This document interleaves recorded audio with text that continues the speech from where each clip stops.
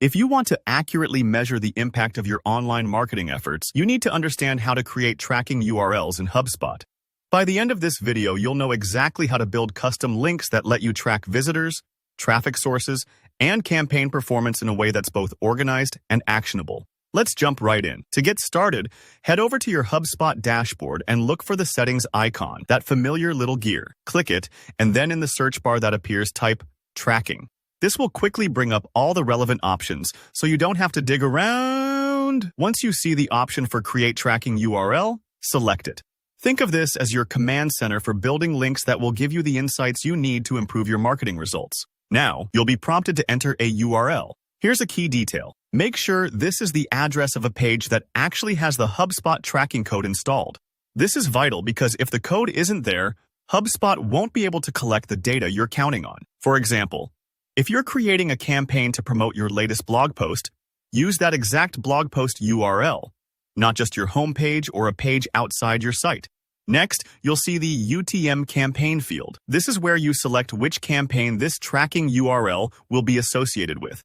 Think of campaigns as buckets that organize your marketing activities. By connecting this link to a specific campaign, you'll be able to quickly see its performance in all your HubSpot reports without losing track of what's working.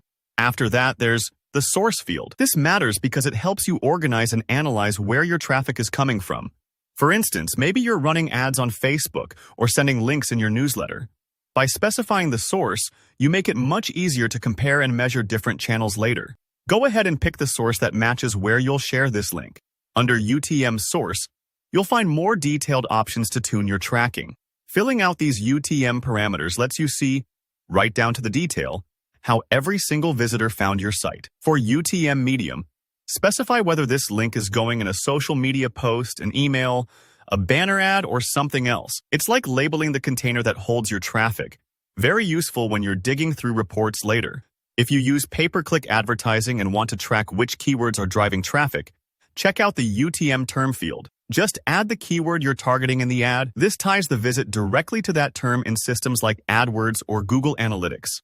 Even if you're new to PPC, this is a good habit to build for future tracking. The last field is UTM content. This is perfect if you have several ads or links running at once and need to tell them apart. Just give each one a unique name.